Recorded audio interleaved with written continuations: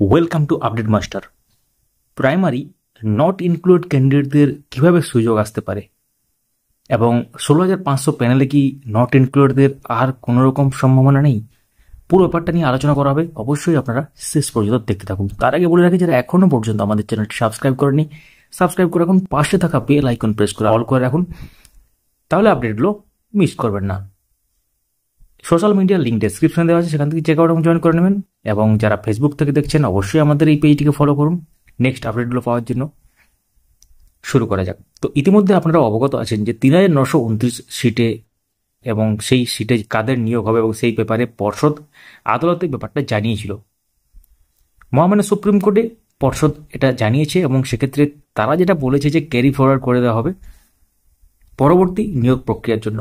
এবং অনেকেই হয়তো জানেন না নট ইনক্লুড ব্যাপারটা কীভাবে এলো, একটু আমরা বলে রাখি। এবং 3,929 ব্যাপারটা কীভাবে এলো, যারা নতুন দেখছেন তাদের ক্ষেত্রে বুঝতে সুবিধা হওয়ার জন্য আমরা একটু হালকা করে বলে নিই। তো 16,500 রিক্রুটমেন্ট হয়, যেটা 2020 রিক্রুটমেন্ট প্রসেস। এবং সেই 16,500 রিক্রুটমেন্টের মধ্যে যারা সুযোগ পাননি, অর্থাৎ মেরিট লিস্টে স্থান পাননি এক কথায়, এবং সেটা ওয়েবসাইটে তারা রোল নাম্বার পুট করে যখন দেখেছিলেন, you are not included in the present merit list এমন লেখা ছিল। এবং যারা সুযোগ পেয়েছিলেন তাদের লেখা ছিল you are included in the present merit list কিংবা কিছু একটা এরকম। তো এখন ব্যাপার হচ্ছে, যারা ওটাতে সুযোগ পাননি, অর্থাৎ মেরিটের জন্য তারা পাননি, যে 50 নম্বরের মধ্যে যে হিসাব করা হয় সেই ব্যাপারে তারা সমস্ত কিছু যোগ করে যেটা হয়েছিল, যে কাট অফ ছিল তাদের নম্বরটা কাট অফের থেকে কম ছিল। তো এটা হচ্ছে নট ইনক্লুড। এবং 3,929 সালে কীভাবে এলো, 16,500 রিক্রুটমেন্ট প্রসেস যেটা, তাতে কিন্তু 16,500 সিট ফিল আপ হয়নি। এবং পর্ষদ এবং সেক্ষেত্রে নট ইনক্লুড ক্যান্ডিডেটরা কিন্তু বিভিন্ন ডিপিএসসিতে আরটিআই করেছিলেন এবং তারপর পর্ষদ এক প্রকার মেনে নিয়েছিল যে 3,929 সিট এখনও ফাঁকা আছে। অর্থাৎ এটা কিন্তু এখনও সম্পূর্ণ নিয়োগ হয়নি, 3,929টা ফাঁকা আছে। অর্থাৎ 16,500 মাইনাস 3,929 যে সংখ্যাটা হচ্ছে, ওটা কিন্তু নিয়োগ হয়েছে 2020 রিক্রুটমেন্ট প্রসেস। তো এক্ষেত্রে তাহলে নট ইনক্লুড ক্যান্ডিডেটদের দাবি ছিল যে তাদের ওই সিটটা তাহলে ওদেরকে দিয়ে দেওয়া হোক। কিন্তু পর্ষদের যেটা চুক্তি, যে সিটটা পরবর্তী নিয়োগের জন্য ক্যারি ফরওয়ার্ড হয়ে যাবে। অর্থাৎ যে নিয়োগটা হয়ে গেছে 16,500, তার কিন্তু প্যানেলের যে মেয়াদ সেটা কিন্তু শেষ হয়ে গেছে, এমনটাই বলা হয়েছে 2022 সালের। তো যেহেতু এই মামলাটি পরে হয়েছিল, এমনটাই এখানে উল্লেখ করা হয়েছে। কিন্তু আমরা দেখেছি যে অনেক ক্ষেত্রে প্যানেল যে মেয়াদ কথাটা এখন উঠে আসছে, কিন্তু অনেক পরেও কিন্তু পুরনো প্যানেল থেকে নিয়োগ হয়েছে। আমরা অতীতে এমন অনেক কেস আছে যেগুলো থেকে হয়েছে। তো আপনারা 2-4টা কেসের নাম হয়তো উল্লেখ করতে পারেন কমেন্টে। তো এখন প্রশ্ন হচ্ছে, তাহলে নট ইনক্লুড ক্যান্ডিডেটদের সুযোগ কীভাবে আসবে?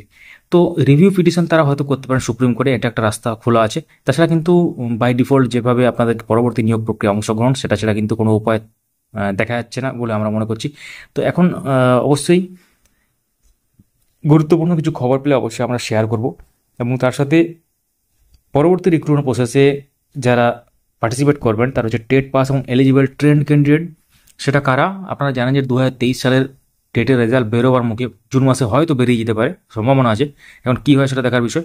তাহলে কিন্তু টেট 2014, টেট 2017, টেট 2022, টেট 2023, এই 4টা টেটে যে এলিজিবল ট্রেন্ড ক্যান্ডিডেট আছেন তারা কিন্তু পরস্পর মোকাবিলা করবেন এবং পার্টিসিপেট করবেন এবং প্রতিযোগিতায় অংশগ্রহণ করবেন। এটা বড় একটা ব্যাপার হয়ে যাবে।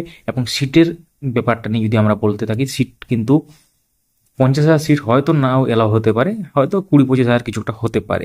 এখন দেখার বিষয় কী হতে চলেছে। তো নট ইনক্লুড ক্যান্ডিডেটদের যে ব্যাপার এবং সেই সংক্রান্ত ব্যাপার নিয়ে গত যে আপডেট আমরা দিয়েছিলাম সুপ্রিম কোর্টে, সেটা হয়তো অনেকেই দেখেছেন, লাইভ স্ট্রিমিংয়ের মাধ্যমে আমরা শেয়ার করেছিলাম, তারপরও আমরা বিশ্লেষণ করেছিলাম ব্যাপারটা।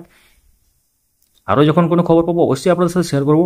সঙ্গে থাকবেন, অবশ্যই ভিডিওটি লাইক করতে পারেন, সবার সাথে শেয়ার করতে পারেন, এবং যারা নতুন দেখছেন অবশ্যই সাবস্ক্রাইব করে রাখুন। Thank you so much for watching.